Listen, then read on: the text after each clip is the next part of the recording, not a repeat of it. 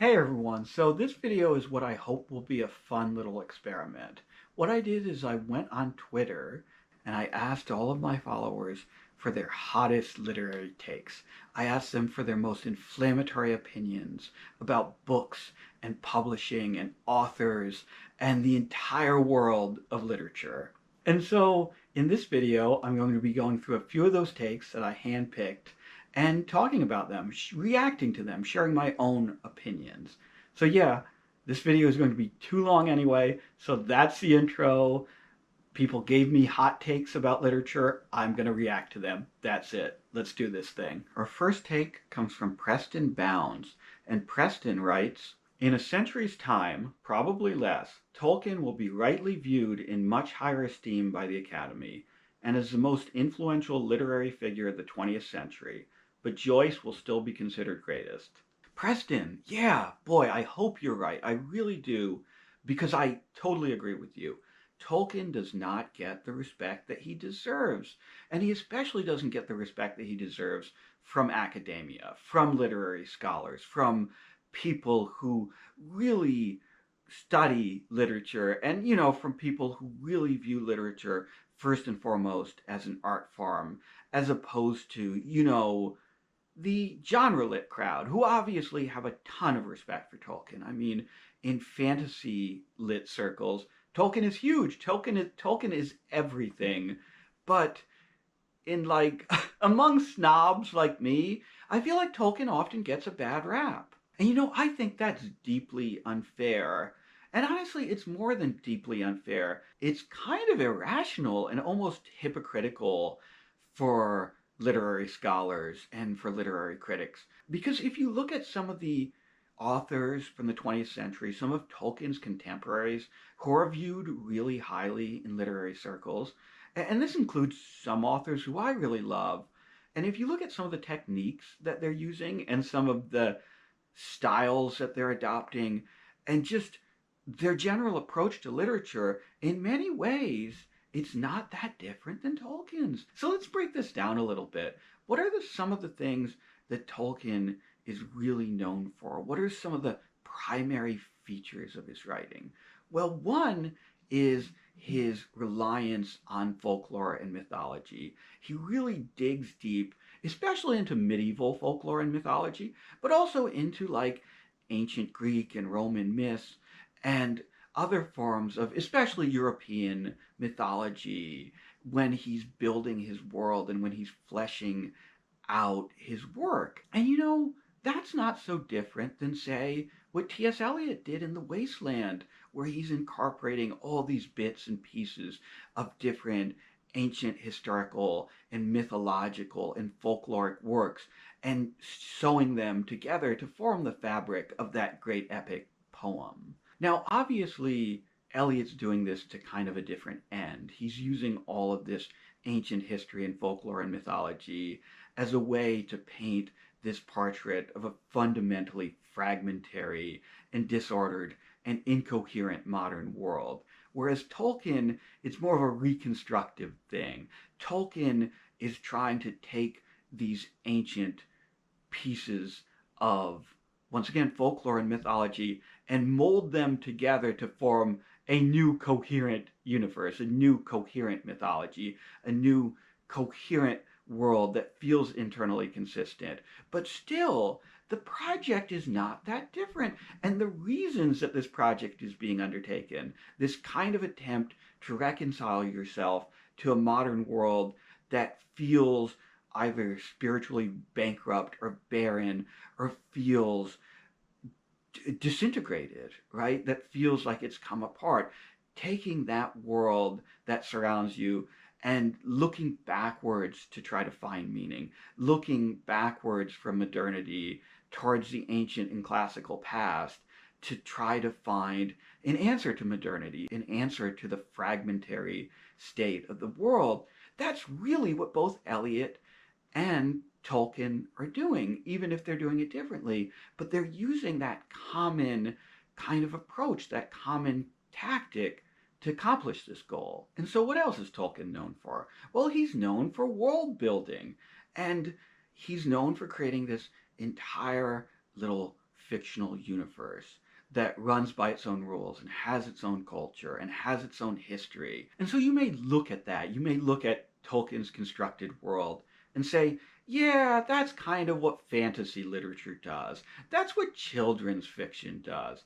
That's not what serious literature does. Well, no, because look at Nabokov's work, Pale Fire, which I think is one of the greatest novels of the 20th century. Nabokov, in Pale Fire, creates an entire fake country called Zembla with its own culture and its own society and its own beliefs. And he weaves that culture into the novel. Or look at someone like Faulkner, who's widely considered to be one of the great modern American writers.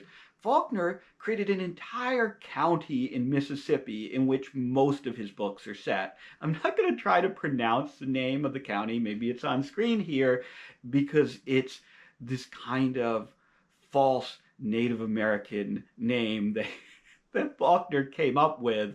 And it's unpronounceable, at least by me. But anyway, the point is, here are two great modern authors who are engaging in arguably just as much world building, or at least a kind of world building, who are just like Tolkien, creating their own nations or their own counties and towns and societies. And these are just two examples. This is kind of something that's fairly widespread throughout modern fiction. And the other big thing that Tolkien is known for is playing with language, constructing his own languages. Obviously, Elvish is kind of a joke. And I don't mean that despairingly. I mean it's kind of culturally become a joke in the same way that like Klingon is considered a joke. It's considered this kind of like way to tell that somebody is really a nerd or really a geek if they can speak in Elvish or they can speak in Klingon. But really, there's deep roots for this approach within Tolkien's modernist contemporaries too. I mean, boy, I certainly hope there isn't an extremely popular and well-regarded dystopian novel that is primarily known for its constructed language. Boy, I hope that doesn't exist, right? And of course I'm talking about A Clockwork Orange, which is kind of considered Burgess's masterpiece, and which is taught in high schools and colleges throughout this nation and throughout the world as one of the great classics of 20th century literature. And so how is Nadsat that different from Elvish? How is Burgess's constructed language, which happens to be within this dystopian novel, that much of a departure from what Tolkien does with Elvish and with the other languages that he created for Middle-earth? And also, Preston, in your comment, you mentioned James Joyce. And what do you know? James Joyce's many of his best known works are all about playing with language. Finnegan's Wake, a lot of people consider it almost unreadable because of the degree to which Joyce is playing with and distorting and contorting our expectations for how the English language works. And yet, as you say, Joyce is widely considered to be one of the greatest modernist writers and is held up to be this kind of pinnacle of American fiction and of 20th century fiction. So how is Tolkien so different? And I think there are a couple of reasons why Tolkien is overlooked. One is definitely his philosophical optimism. And I kind of touched on this when I was talking about The Wasteland and Eliot. But Tolkien's mission, not even his mission, his perspective as an author, his kind of guiding, overarching perspective, the tone and tenor of his work is very different from that of a lot of other modern writers, a lot of other writers who are writing in the same time period as Tolkien. Tolkien is far more optimistic. Tolkien is far more interested in trying to create a world that feels not only coherent and cohesive, like internally coherent and internally cohesive, but also that feels philosophically coherent and cohesive. Tolkien almost seems to be more at war with that kind of disintegrating tendency of modernity. And I don't want to sound like Jordan Peterson here, because I'm not. I love Eliot. I love Faulkner. I love many, many modernist writers. And my own views are probably closer to that of Eliot when he was writing The Wasteland. Like, certainly there's a lot of things about the modern world and about the sheer amount of information that you have to process and digest, and all the different ways many of our classical modes of finding meaning have been taken apart and dismantled by war and by science and, and by politics and by so many different factors and forces that we've seen over the last 2 centuries, or over the last century and a half or century and 3/4. Yeah, all of that is true, and all of that has shaped my own belief system. But I'm not sure that Tolkien deserves to be maligned because he opted for a more positive and constructive worldview, because he saw a world that felt fragmentary and confusing and decided to answer that by building one that felt complete and comforting and, maybe a little spiritually uplifting, not to get too wonky, not to get too silly about it. Although, just to close out here, since we are offering hot takes, and since my response has been maybe a little too positive up to this point, I do think there's another reason why Tolkien has been disregarded to a large degree by academia. And I think that reason has a lot to do with his imitators and his successors, and the many, many authors who wrote works inspired by his works, and the degree to which much of fantasy, whether that's epic fantasy or fantasy more broadly, even authors who are writing like grimdark, in scare quotes, fantasy, like George R. R. Martin, the degree to which they are so deeply indebted to Tolkien, and to be maybe less generous about it, the degree to which they pilfered from Tolkien, stolen from Tolkien, copied his ideas and his approach wholesale. And also, you know what? Not only that, but many of those authors, and I'm not counting Martin here, but many, many fantasy authors, many of the people who have followed in Tolkien's footsteps and imitated his work, are really, really bad and have written a lot of trash, have written a lot of work that really is just like a working through of cliches over and over again, that really are just suited for quick, pulpy digestion and offer very little in the way of literary worth or significance, and that really, like I said before, just kind of pilfer a master and duplicate and iterate and iterate and iterate and iterate and iterate on his work in a way that maybe doesn't add much to literature and doesn't really expand boundaries or push the world of creative writing forward in any real direction. And so, yeah, TLDR, I guess, maybe one of the reasons why Tolkien doesn't have a more significant presence within academia, maybe one of the reasons why he's not more highly regarded, is because a lot of the people who imitated him wrote a lot of garbage, wrote a lot of crap. And I think that's too bad. I think that's too bad because, as I said, I love Tolkien, and I do hope that his work comes to be held in higher regard as time moves on, and comes to be seen as true literature, because I do think it is true literature. Okay, our next take comes from Kat, and Kat writes, Rupi Kaur is overly maligned, / Instagram poetry is fine and a net positive for literature. Oh boy, Kat, oh boy, oh boy. So, I have to admit that I had not read Rupi Kaur prior to seeing this take. I had heard about her, I had heard her work discussed. I am on Twitter, I am on social media, so I had heard people talking about her.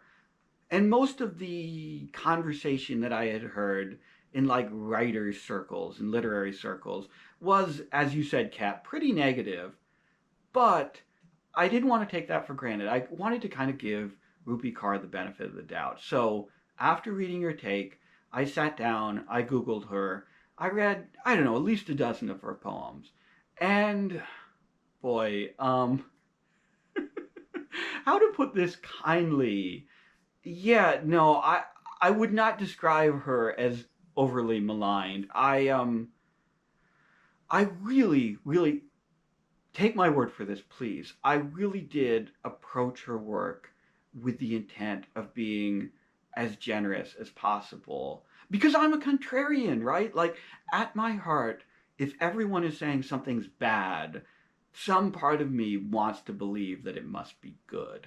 I don't want to be with everyone, and then that's silly. Like, I'm too old to be thinking that way. I'm too old to be like, no, I want to play devil's advocate here. But no, I really did approach Rupi Kaur's work with the desire of finding some value in it. And I could not find any. I hated it. I really hated it. I really hated her work. As far as I can tell from the poems I read, her poems are really just platitudes, really just like almost like those motivational,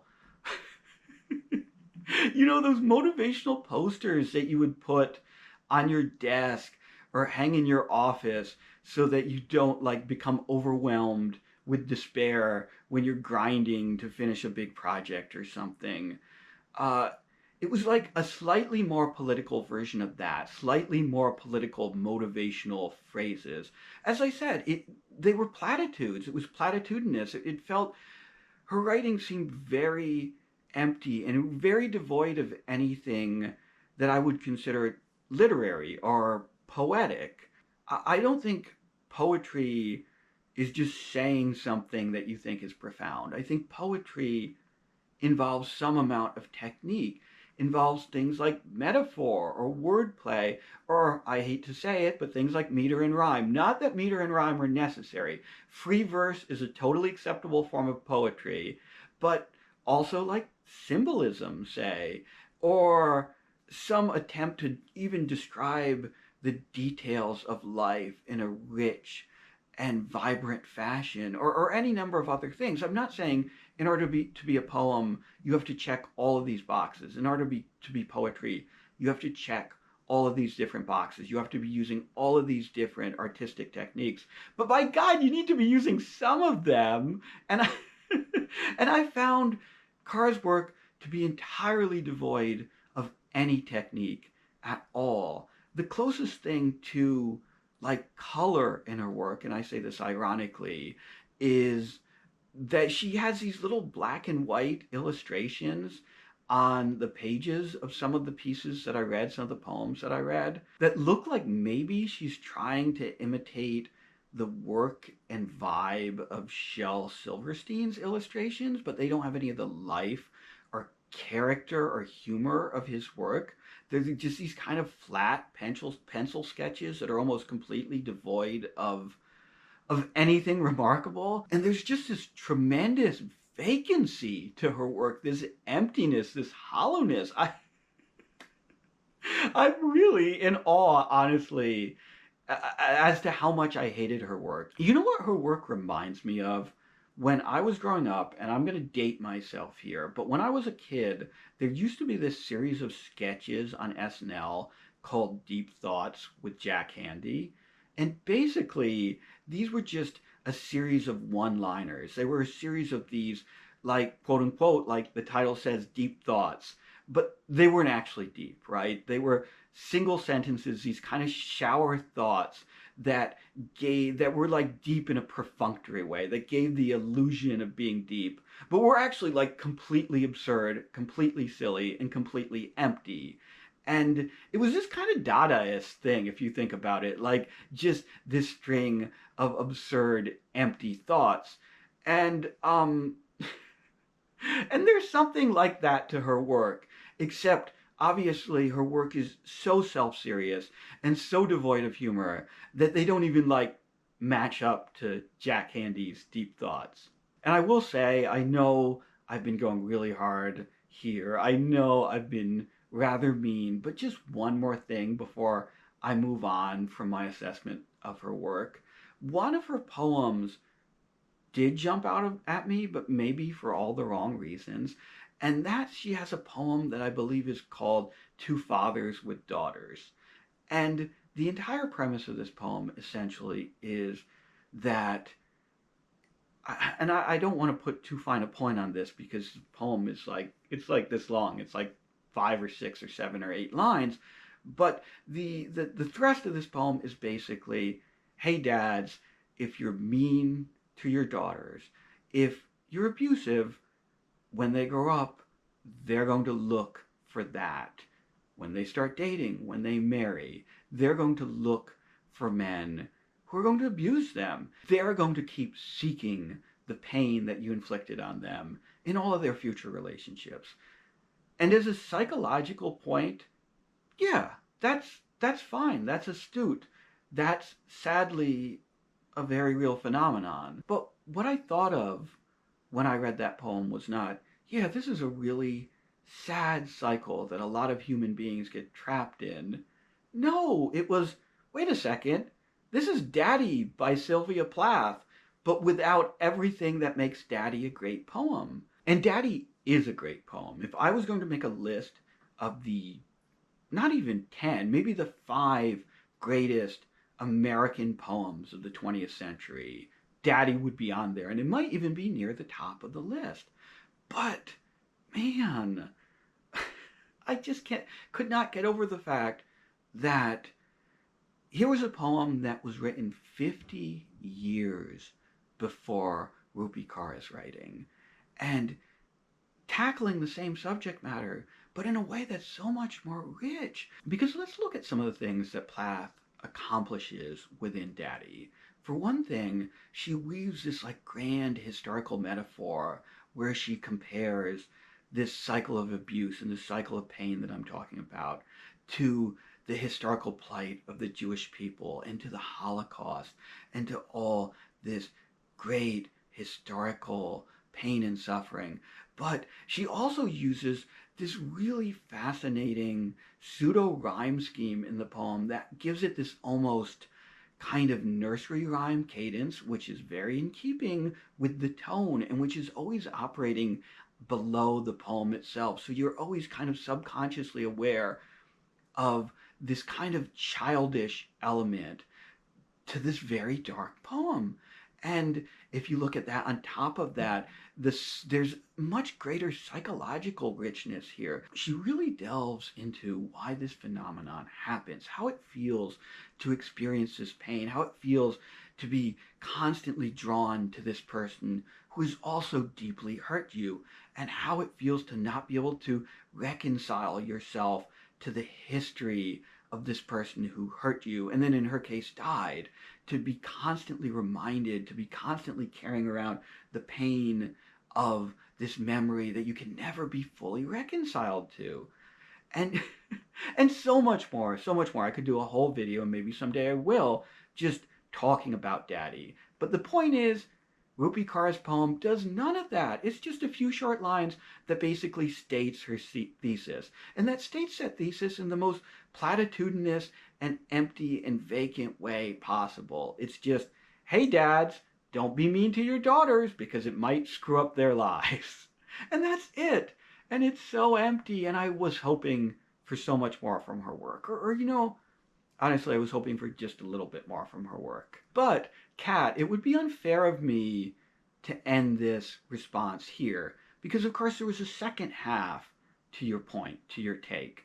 And that's the suggestion that, well, even if Rupi Kaur herself isn't a great poet, maybe there's something of value to Instagram poetry, to the kind of poetry that she writes. And this is an interesting question, because I think the argument that's latent in what you're saying is that there needs to be a place for entry-level poetry. That anything that gets people reading poetry, even if I would say it's almost a stretch to consider Rupi Kaur's work poetry, but anything that gets people reading poetry is good and may, in the long run, lead them to read better poems by better poets. And yeah, if that's your point, I think there's a point there. I think that's fair. I think that's entirely fair. I think that, I mean, nursery rhymes. I was talking about nursery rhymes with Daddy. Nursery rhymes serve a purpose. Children's poetry serves a purpose. And the poems that people in junior high school write in their notebooks about their failed crushes and their lost loves and their drama with their friends, all of those things are poems. All of those things are poetry, and all of those things do lead people in the direction of potentially embracing great poetry later in life. And so, yeah, I do think that. I will concede that point. I think that if Rupi Kaur is a gateway drug to poetry, then she has value. And, yeah, I guess I'll leave it there. I almost wanted to fight that point a little more. I almost wanted to say, but you know what? A lot of people may be stuck, maybe become marooned in the world of Rupi Kaur style, motivational, platitudinous Instagram poetry and never move on to read anything better than that. And in that way, maybe she becomes a replacement for better work. But you know what? I'm not I'm not going to make that point, even though I made that point. I think I will concede that. I think I will concede that there's really nothing wrong with there being more poems in the world. There really is nothing wrong with there being more literature in the world, even if some of it is very, very bad. Okay, on to take number 3. And take number 3 comes from Jesse, who writes, people rightly revere Vladimir Nabokov's strong opinions, but he wasn't always right. I think he didn't understand Faulkner's place in U.S. literature, and he shat on Dostoevsky to a degree. Also totally shut down Freud. Narrow-minded? Talk about that. So, Jesse, let me get this out in the open just to start. I am a huge Nabokov fanboy. I think I've already established this by talking about him in a previous answer, and I've talked about him in previous videos. I love his work. I think Lolita and Pale Fire are 2 of the greatest English language novels ever written, bar none. But, Jesse, I have to admit, I have to hand it to you, you're right. The man was a hater. He was and an unparalleled hater. I actually have to admire the degree to which Nabokov was willing and able to just decimate other writers. He just hated everyone. It's unbelievable. It's remarkable. You can go online. I'm not going to read them all off now because it would take the entire rest of this video. But you can go online and you can find lists of Nabokov's opinions of other writers. And it's so scathing and it's so nasty. He really would have found a home on social media and on Twitter because he has a remarkable ability to just summarize an entire author's work in one just really petty, really catty, really nasty sentence. But was he always right? No. I think some of his opinions were wrong, just dead wrong, just catastrophically wrong, almost hilariously wrong. I actually had to take a piece of paper, take out a little notepad here, and write down just a few of the great writers who he just relentlessly hated on. I mean, not only is there Faulkner and Dostoevsky, who you mentioned, Jesse, and who I absolutely love, who I think are some of the greatest human beings to ever put pen to paper, but also he hated on T.S. Eliot, who I mentioned earlier, who is one of my all-time favorite poets. He hated on Chekhov, one of the great writers of prose and plays, one of the greatest dramatists ever to live. He hated on Camus and Sartre, 2 of the greatest philosophical writers, 2 of the greatest existential writers. He basically called Conrad, Poe, and Hemingway authors of young adult fiction. I think he called them writers for young boys, writers of adventure stories for young boys. I mean, this man could not stop hating. And these are great, great, great authors. These are, I'm dropping my notepad now, but these are really some of the greatest human beings ever to string sentences together, ever to write, period. So what's going on here? What is going on here? how could it be that Nabokov, who is himself one of the greatest men ever to write, could have so thoroughly reviled all of these wonderful authors? Well, I think he suffered from a kind of tunnel vision. And I think if you're a writer, if you're an author, this can happen to the best of us. We can develop our own ideas, often our own self-serving ideas based on our own writing and what we prioritize about what makes for good writing, what the do's and don'ts of great writing are. And we can become hyper selective in a silly way that only validates our own style, that only validates our own approach, and leaves a lot of great work on the outside looking in. And, in Nabokov's case, he had a major issue with political writing, with writing that he thought was too polemical, that he thought was too moral, too interested in thinking about morality and ethics and politics.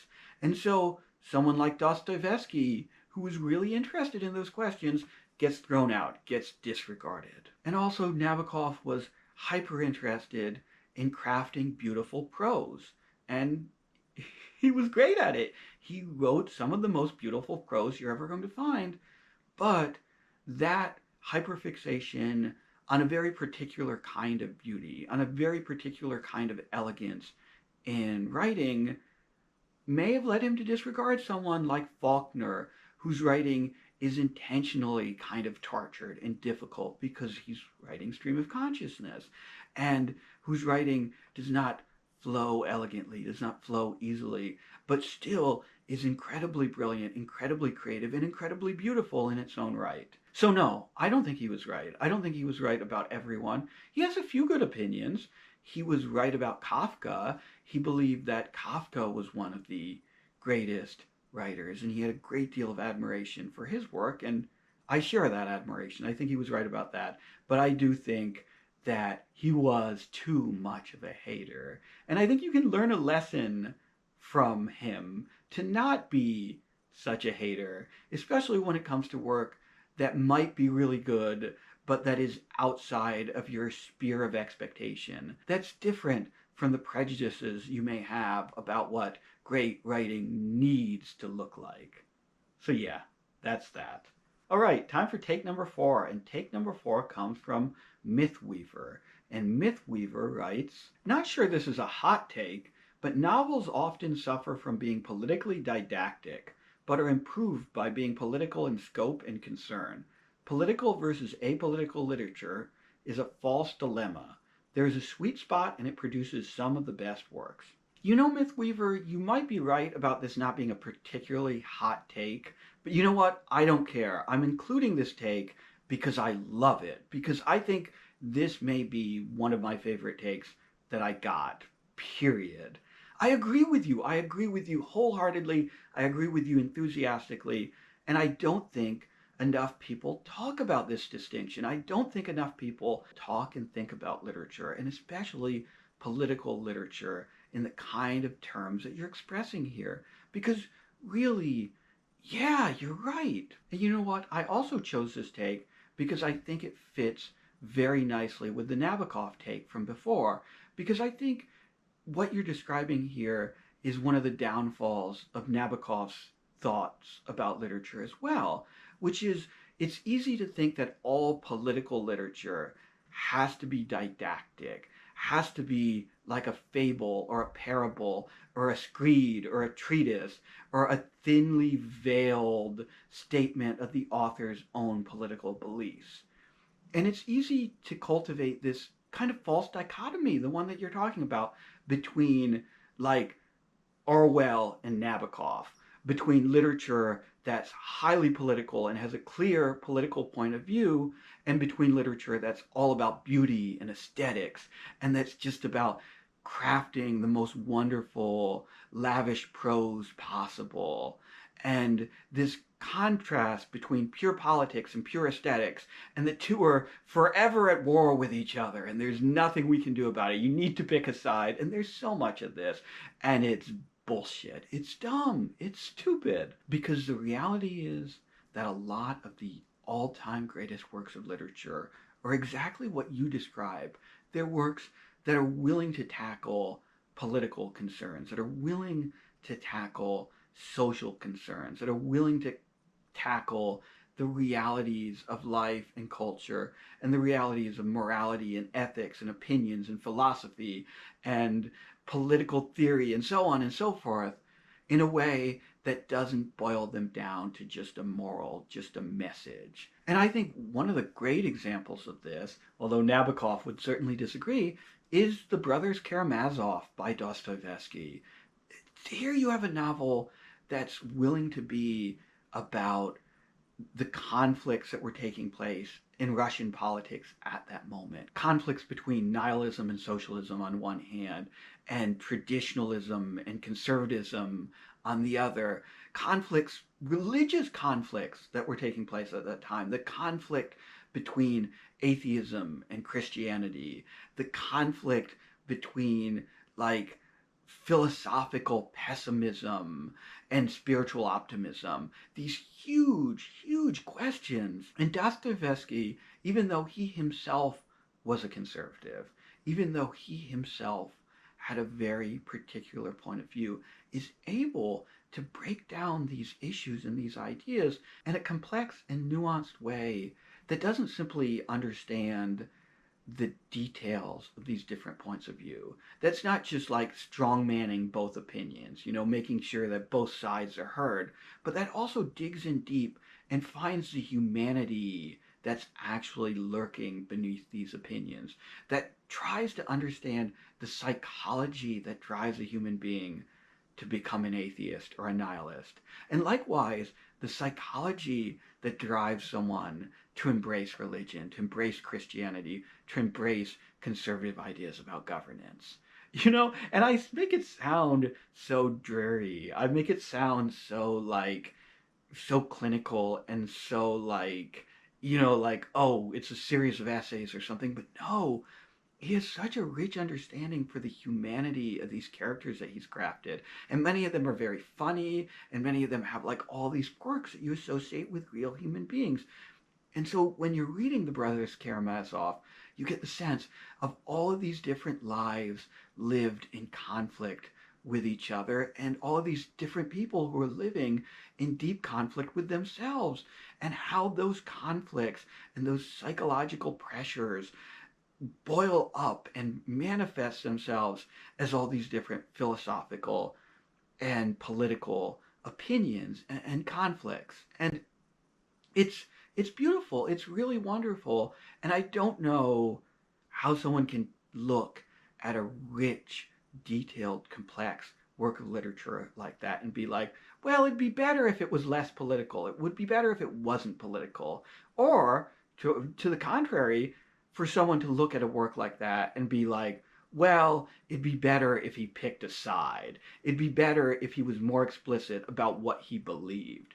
It'd be better if Dostoevsky didn't give so much time to allowing Ivan to explain why he's a nihilist. It'd be better if he just strongman the Christian argument, the traditionalist argument all the way through. And conversely, it would be silly to believe that, well, it'd be best if he just leaned all the way into nihilism and, after all, really leaned in to the fundamental existential meaninglessness of human life. No, what makes the work so wonderful, what makes it so beautiful and rich, is the fact that he's willing to let these forces just fully, completely express themselves, to let these sides just fight it out in a way that's very messy on the one hand, but very wonderful on the other. And I'm going on and on. I've made my point. I think I've made my point. I hope I've made my point. But yeah, no, Mythweaver, I agree with you so much. There's so much to be said for literature that's willing to be political without being political, Okay, it's time for take number 5. And take number 5 is from Zach Smith. And Zach writes, The ignore or praise model of literary criticism upheld in independent publishing is infantilizing and self-defeating. Well, Zach, that is a hot take. That is a potentially inflammatory take that I think you're not afraid of maybe making some enemies with this one. But no, I agree with you. I agree with you.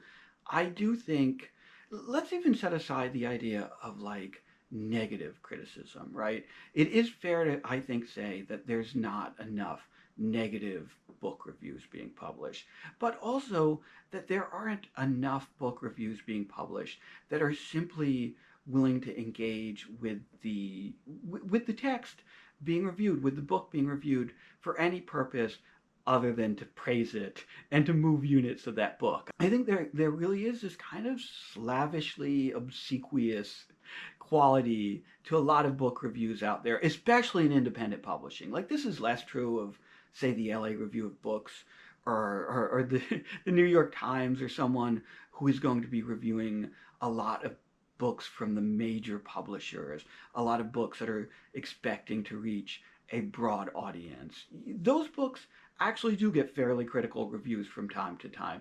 But if you're talking about indie lit, if you're talking about small books being published for a small audience by small presses, the reviews of those books are often, I don't want to say empty praise, because I have read some very smart indie reviews, but they are often very much a function of the publicity campaigns for those books. And you know, I think this touches on a discourse that people are having in a lot of different mediums about a lot of different kinds of content. You hear about this when it comes to video games, you hear about this when it comes to movies. I think there is this fear of like quote unquote toxic positivity, or to be more direct, I think a lot of people worry about reviewers being too kind to work in order to preserve their access. You know, say film reviewers being too willing to give a very mediocre or even quite bad film a good review in order to make sure that Disney or some other big studio keeps screening films to them. But you know what? I don't think it's that complicated, honestly, in indie lit. I don't even think that's the problem. I think the problem is much crasser and much sadder than that. And that's that, here's the thing. Here is the thing. When someone is writing a review of an indie book, their primary audience is not a potential reader of that book. Indie book reviews are written primarily as a favor to authors and publishers, and often as a personal favor, as a highly personal favor to authors and publishers. What happens, and I know this firsthand, is if you have a publication, or if you have a platform, or if you are someone who is known to have written book reviews or blurbs in the past, authors you know will approach you and say, hey man, I need to ask you a favor. Will you review my book? Or maybe it's someone you know who runs a small press and they'll come to you and say, hey, I have a new book coming out by this author. I really could use some reviews. Would you mind writing a review? And so under those circumstances, it's hard to write a negative review. You know, when fundamentally what you're doing is reviewing your friend's book or a book being published by a friend of yours, it's hard. It's hard to be like, damn, actually, I didn't like this. Let me write this really harsh negative review. And so what you get instead is the phenomenon you're talking about, Zach, where the person will read the book, and then if they do enjoy it, they'll write a glowing positive review. And if they don't enjoy it, they'll send a polite email back saying, you know what, it turns out I have other commitments. I can't review this book. And that's how it works. And you know what, though? There are actually more perverse incentives at play than this. Because if it was just like, oh, well, people are just writing reviews for their friends, then that's whatever. But here's the thing. Here's the thing. If you're a critic, an indie critic, and you're reviewing an indie book, you know not only are you writing it as a favor to someone, but odds are that the only human beings alive who will ever read your book review are the author and some of the author's close personal friends. Because nobody reads book reviews. And nobody reads book reviews, especially in the independent publishing world. Even other indie authors do not read book reviews unless their friend is like, hey, my book was just published. Here's a review of it. Please read it. You know, for a little while, I was the editor of a small arts and culture publication. And let me be very clear here. This publication had a readership that was largely or almost entirely composed of indie writers. I would say 75% or more of the people who went to this site, went to this online magazine, and read the work that we published were writers. And so, with that in mind, and keeping in mind that I'm an editor of this publication, so I can go in and I can see the back end, I can see all the stats. What do you think was consistently, and I will say consistently, the worst performing kind of piece that we published? It was book reviews. It was hands down book reviews. And and once again, I need to stress, this publication had an audience composed mostly of authors, mostly of writers, and mostly of independent writers. These are exactly the people you would expect to be reading book reviews. And no, absolutely not. If we published a book review, it would usually perform substantially worse than if we had published a personal essay or a broader kind of cultural critique or some kind of essay about a cultural trend. Or God forbid if we published a piece of indie lit scene gossip, a piece that was like, hey, there's a feud going on between these two authors. That piece would blow everything we published out of the water. You know, that piece would annihilate everything else we published. But when it came down to really serious reviews of books, serious independent reviews of small books, nobody would read them. And it may seem like I'm bitter about this, but I'm honestly not. I actually think this is kind of funny, kind of bleakly hilarious.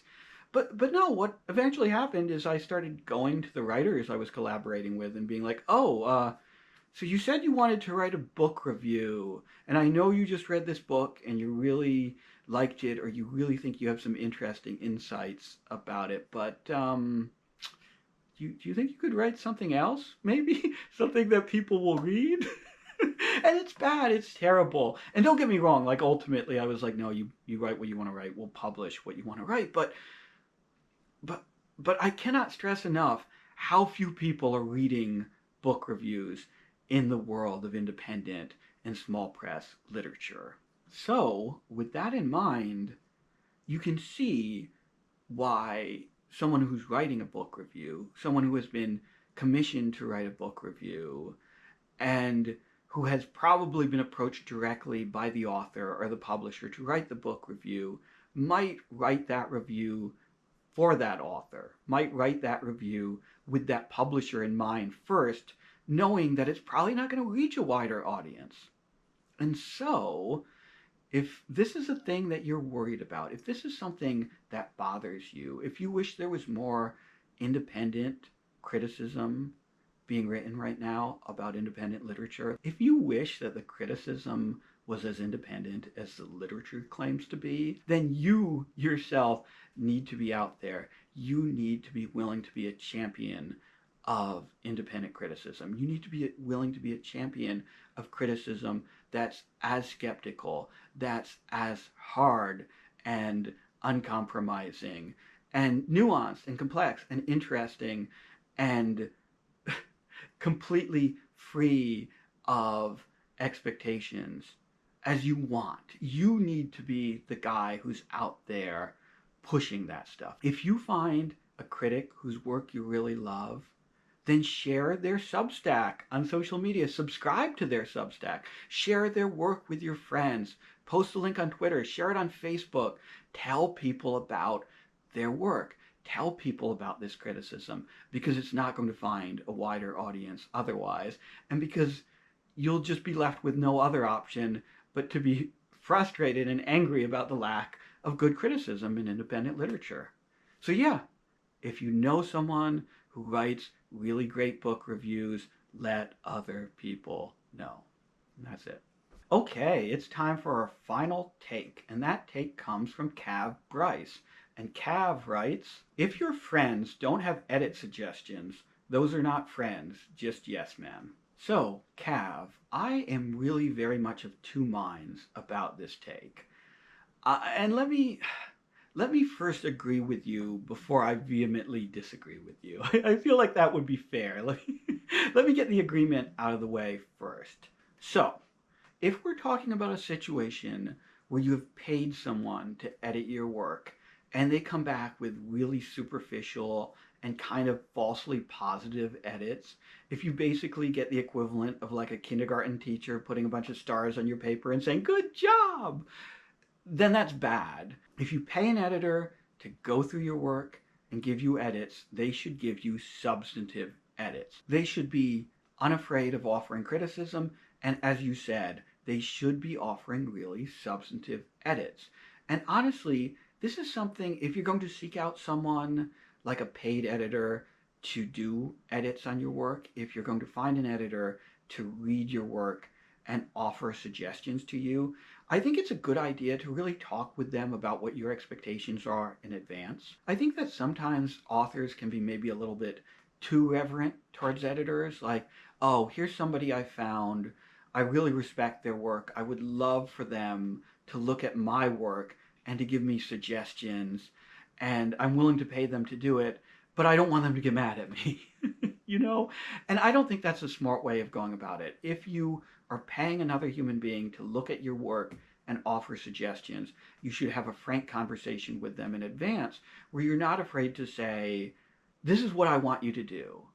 Whether that's, I would like some big structural suggestions, like I want you to dig into the themes of my work and the techniques and tell me what is working, what isn't working, dig into like the larger plot, or if it's something more granular than that, like I really want sentence level edits. I'm really worried about my phrasing in particular sentences. I'm really worried that I'm using too many cliches here and there. I'm a little worried that my language is too overwrought or whatever. Like, don't be afraid to tell an editor that. Don't be afraid to tell an editor, here are the concerns I have about my work.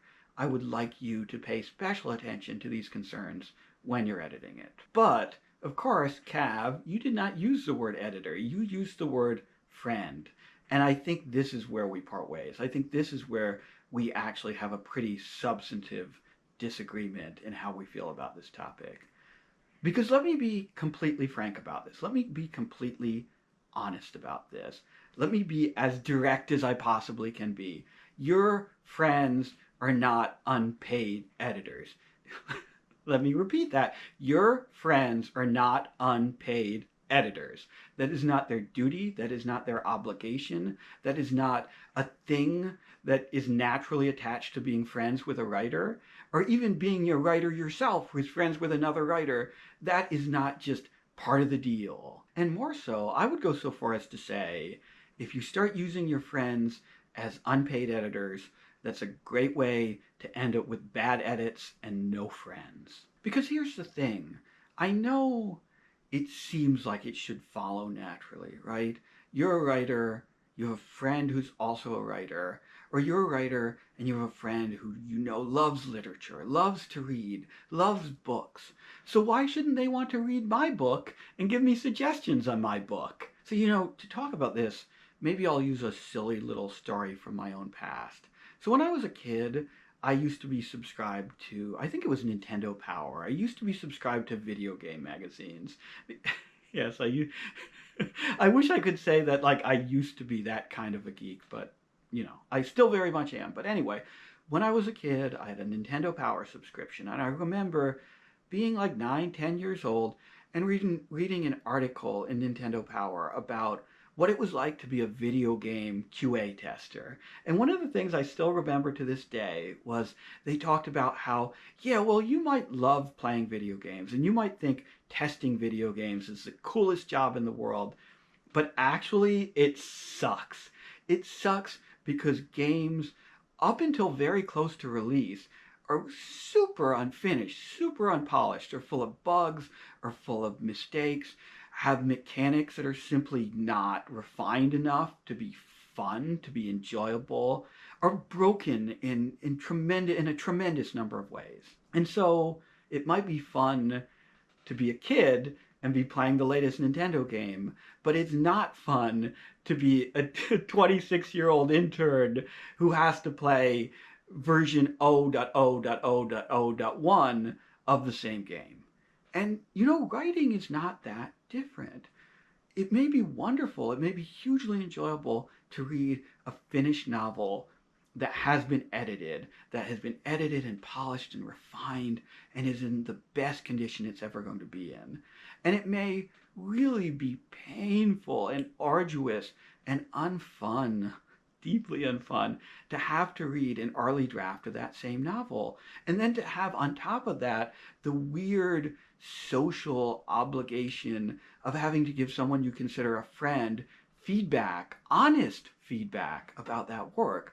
Like, that stinks. That is a deeply fraught and difficult and complicated situation. It's a situation where you're doing something that's not enjoyable, and then you have to have a difficult, weird conversation about this thing that you just did that's not enjoyable. And then on top of that, to have the author, after you've given them feedback, come back to you and be like, oh, you're just being a yes man. No, Cav, no, you can't do that. You can't do that to your friends. You can't take a person who has given you the kind of criticism, the amount of criticism that they feel comfortable giving you, and then be like, oh, but I was hoping you'd really tear into this, or oh, you're not being critical enough, or oh, I wanted more substantial feedback than that. No, no, you can't do that. You can't do that with another human being because, first of all, you've asked them to do something that they might not have wanted to do. That they may just be doing out of a sense of obligation or love or kindness towards you. And then to follow that up by being like, oh, but that's not gratifying. That's not satisfying. That's not enough. I really wanted you to give me more. No, you can't. You can't. You're going to poison those human relationships that are really precious. And you may also be poisoning relationships that are valuable to you in other ways. And that, like, fixation on getting really harsh feedback or really thorough feedback on your work could have all these little, like, reciprocal ripple effects throughout your interpersonal relationships that have nothing to do with your work and with the criticism that they did or did not provide on your work. It's just a really, really bad idea. So yeah, if you're looking for thorough, harsh criticism of your work, you should be looking elsewhere for that. And maybe you can't afford to pay an editor or don't want to pay an editor, don't think that your draft is even ready for an editor. And that's cool, that's fine, that's understandable. Like, you shouldn't, that there shouldn't be gatekeeping there, right? Like, you shouldn't have to be able to pay an editor in order to get feedback on your work. But you know what? The internet is full of outlets to get feedback from third parties who are not doing it out of any weird sense of personal obligation, but who are doing it because they want to give feedback. You can join, there are all sorts of online groups to offer, like, mutual criticism, like criticism exchanges, draft exchanges. There are forums for that, there are Discords for that, there are Reddits for that. Or if you're not comfortable talking to strangers and you have some kind of a platform, well, then use that platform. Go on Twitter, go on Facebook, go into a Discord that you're a member of, whatever, and be like, hey, I'd really like to start a group of authors where we sit down and we critique each other's work. And then you sit back and you see who responds. You see if anyone responds. And usually people will respond. There are people out there who are looking for the same thing. And the key here is they've engaged in this voluntarily. You may even find that some of your friends actually want to do this, and you don't have to approach them and try to corner them into editing your work, into giving you feedback on your work. You may find that they come there voluntarily and participate voluntarily. Or you may find that you meet a bunch of people who you wouldn't have met otherwise. But the point is that there's a kind of social contract at play there, that everyone has come into this space with the same expectations and nobody's arms are being twisted. And you know, I don't want to be too negative here, because there really are people out there who get a lot of joy out of exchanging feedback with their friends, exchanging critiques with their friends, get a lot of joy out of reading their friends' work and giving them their thoughts. But I would be careful about that. I would make sure that they are really enthusiastic about doing that, that they let them come to you. And you know, this is something I've kind of struggled with myself, which is the question of like, well, how much do I want to push myself on others? How much, like, I really want my work to be seen. I want my work to be appreciated. I want my work to be understood. And sometimes, yeah, I want feedback on my work.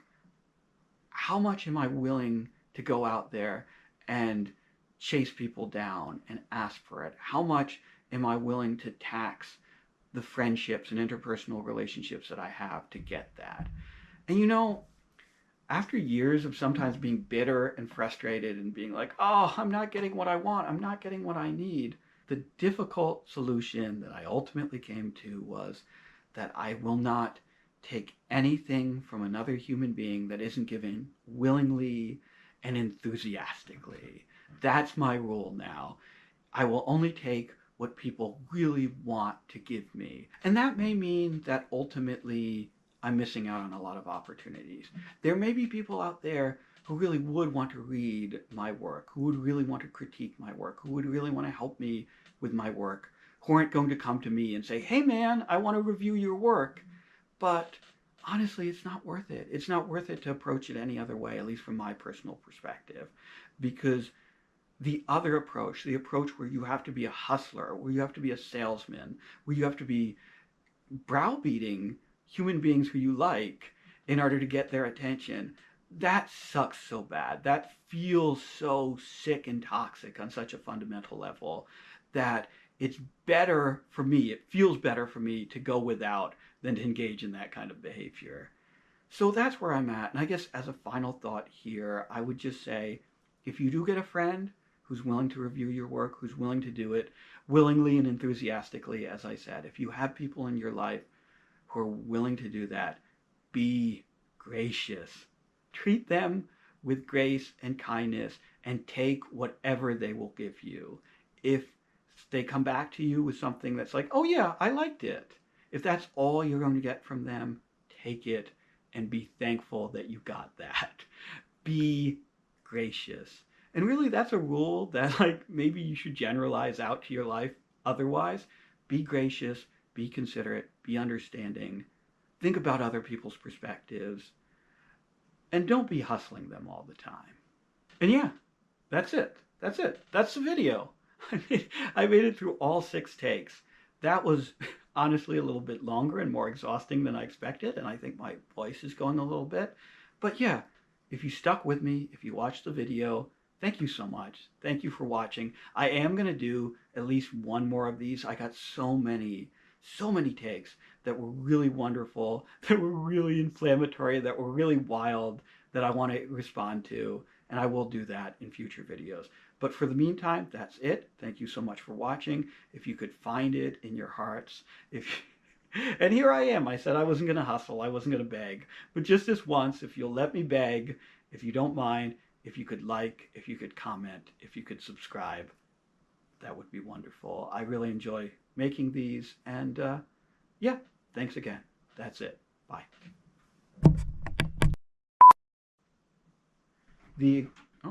Oh, I think I've got a visitor. Hi, Mr. Bones. Hi, baby. Hello.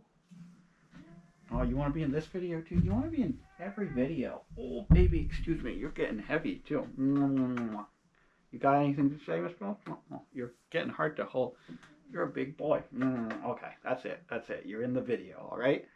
All right, I'll stick you in the outtake again. You okay with that? Okay. Okay, try to be quiet, baby.